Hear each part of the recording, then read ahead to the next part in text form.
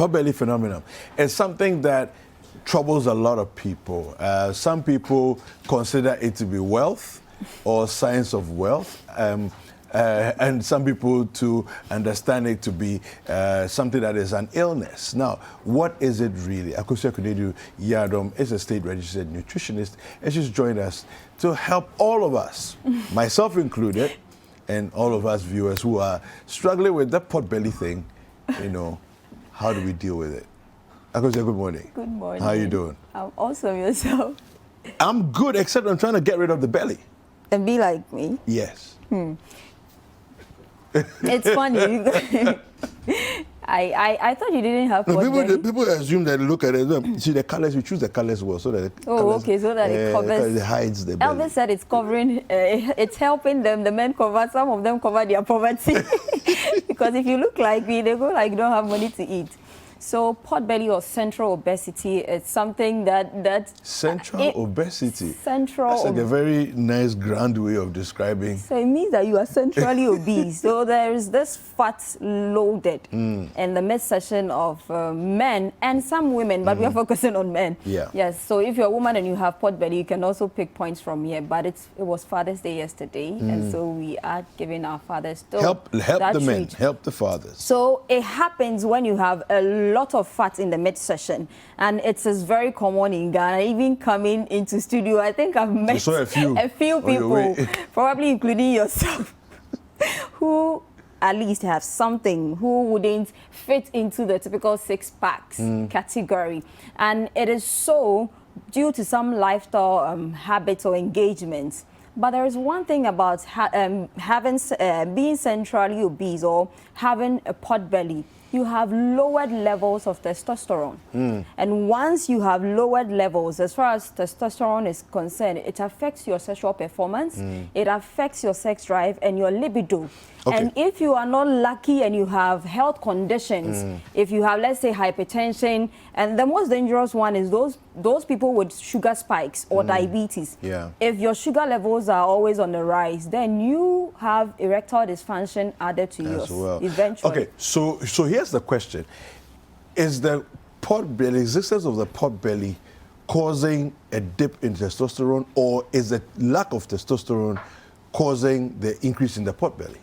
So that's very well chemistry. So the pot belly, due to whatever is causing that, is leading to your testosterone levels being dropped. I see. And once there is that drop, it affects what will make you a man. As far as your drive is concerned, as far as performance is concerned, what are you? Erectile dysfunction. I remember when COVID came, it's still something that's there. Yeah. Some were talking about the effect it has left on them as men. And so if COVID is around, you have pot belly and you have a health condition also somewhere, especially if you have blood sugar spikes. It's not just for the diabetics. There are people who have constant blood sugar spikes, but probably haven't been clinically diagnosed as being diabetics. Yeah. If you have that too, then you have issues with erectile dysfunction. So we have different sizes of pot belly. There's 1 month pregnant. Where are you? 2 months pregnant. You are in your first trimester. And all these levels of pot belly. When is it, apart from the aesthetics, let's put the aesthetics aside, looking good and all that, let's put that aside. At what point has it become unhealthy? Okay, so naturally, where we come from, we have a lot of people with denser bodies, bones, and then so for some family, depending on where you are coming from, my mom is naturally big, and so even though I'm looking this way, I have it at the back of my mind that I need to make sure I am deliberate about certain things, or else I can fall there, even though this is how my dad looks. But there are certain things you need to check to help you know how bad it is. Obviously, if you are obese, if you are obese, that is your BMI is anything above 30.0 kilogram per meter square. And there is a way to go about it. For instance, let's say I have Kweku is 65 kg. Kweku is not 65 kg though. No, I'm not. I'm 80. So let's say Kweku is 65 kg. No, 80. Why? It's my class. I call the show. So let's say Kweku is 65 kg. I don't want to let them know that you are overweight or obese. I'm giving you 65. But I know I'm overweight. So let's say, for example, I have a client. I'm not using Kweku. David, you are David too. A 65 kg with a height, let's say 5'8". Now I need to do the conversion from the feet, 5 feet 8 inches, 2 centimeters. I'll have, let's say, 172. Point something. I need to convert into meter square. The conversion will give me 2.9. Now I divide the 65 by the 2.9. I'm getting 22.4 kilogram per meter square for the BMI of the person. If this is the BMI, it means that this person is normal. So there can be a reason why, okay, this guy looks this way, has the 6 packs, his tummy is flat. But you do it for most of these guys, and their waist to hip or their central waist circumference is way beyond where it has to be. That one is also another measure. So I will factor your BMI into it. That will also help me know where you find yourself. So let's say your BMI is, let's say, 32. 0.0 kilogram per meter. You're overweight. It means you are overweight. There are some people at grade 2, grade 3, and some people are morbidly obese. So obviously, with the grades you were talking about, those with huge investments before them.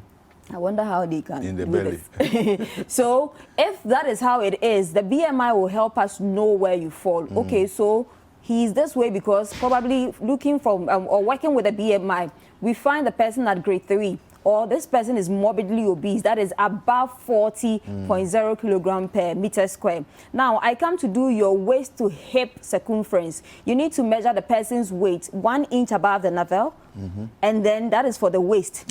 Where my belt is, that's where a lady's waist is supposed to be. So the waist is like... for men, normally it's not like ours, but always use your navel. So 1 inch above the navel is you your measure waist. that. And then you do your hip. For the hip, we all have the hip bone. So you locate where the hip bone is and also measure it. Then you divide your waist by your hip. If you are a man and you are getting anything above 1.0, it means that you need to really be careful because there are a lot of fats sitting in there. So there are ranges as far as the measures are concerned. Let me quickly take you through that so that you can really appreciate whatever we are talking about. So we have, if you are a man and you are less than 0.8, we can say that that's something excellent. I will always tell them, look at 0.7, 0.8. Which means that your hip is... Your waist to hip ratio is healthy. Yes, so your hip is wider than your waist, which is ideal. That's what you want. Thank you so much. Thank you so much. And then if it's between 0.8 to 0.89, okay, it's okay, it's good. And if it's, we have the average 0.9, but anything above 0.9, these people are even saying 0.9. So it's between 0.9 to 1.0. If you are 1.0, you are at risk of certain conditions, including heart attacks. So, okay, it just happened. He wasn't sick. Who told you the person had pot belly? You didn't tell the person that this could be the reason why maybe there was that sudden shock to us all. So if you find yourself here, you need to watch out. We have that for women as well. So if you are a man, your BMI is bigger than the normal. So the normal is supposed to be between 18.5 to 24.9. That is a normal BMI. Don't worry if you are overweight. Overweight is anything 25.0 to 29.9. But working with people, I always go like, okay, if you are, let's say, morbidly obese, I want to push you to obese. Before I push you to overweight, I wouldn't want to push you from morbidly obese all the way to normal. You wouldn't look all right because it will mean that it's so drastic. And I believe weight loss should be a journey. So lose weight in 5 days. I don't believe in those things because you didn't put that weight on in a week. That belly in front of you wasn't created in a week. So you can't lose it that way. And it's not sustainable too. So normally I give people 3 to 6 months. So if you are very serious, we'll look at you in 6 months' time. We'll see the look at how Jifa looks. Difference. 2021 compared to 2019. So it means that it should be a journey. Yeah. It should be a journey so we can fully appreciate it. Your body will learn to accept whatever it is. So we're going to talk about foods that we need to avoid, and then of course the foods that will help us. Please let me chip this in. Aside your BMI, your waist to hip, you need to do your waist to height too. Okay. So if we measure twice waist your hip, waist. Waist to height. Yes, BMI, and then you check your blood sugar levels. Okay, we'll take a short break. We'll come back and then we'll reiterate these ones and get into the foods, okay? So don't go anywhere. We'll be right back.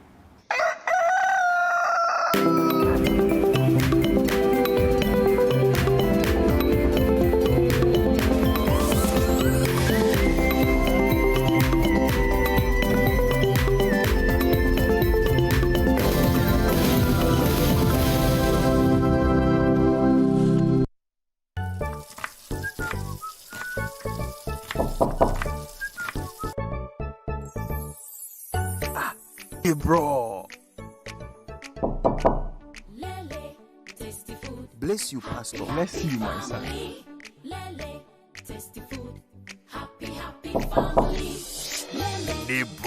Ifo, it be so.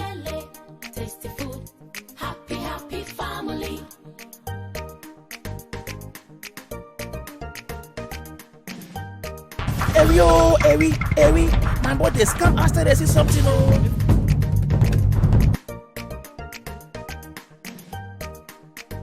Find out why people are going a whole 9 yards just to eat Lele rice. Lele, tasty food, happy family.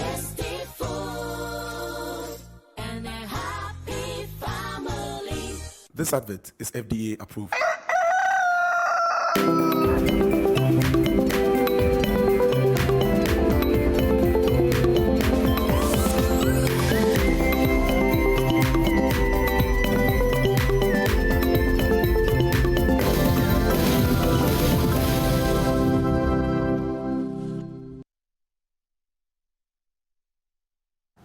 All right, welcome back. Now, it's time for, well, of course, we've been talking about potbelly phenomenon and what it is that we need to do, to make sure that we are living in good health.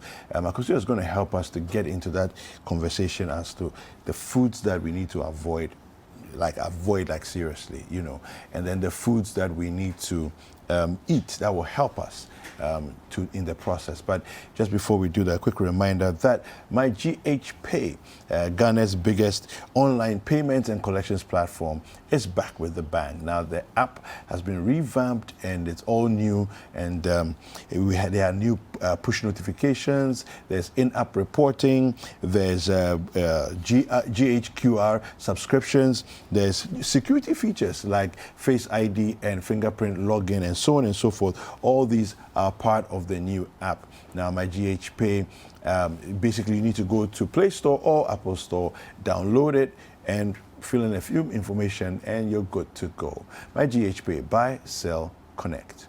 Akosia, yeah, so to reiterate, you said BMI, waist to hip ratio, and then waist to height. Okay. And then you check your blood sugar levels also to make sure that everything. So it involves almost every vital check because there are some health risks associated with having a pot belly. We have hypertension, insulin resistance, we have risk of heart disease, we have type 2 diabetes, we have increased weight to hip ratio, and then overall waist circumference. So your waist keeps enlarging. And then we have health complications. These are risks. We have complications like asthma. So I tell a lot of parents with boys and girls who are big that you are increasing this child's susceptibility to asthma. Later so on we in are life, right? Yes. Okay.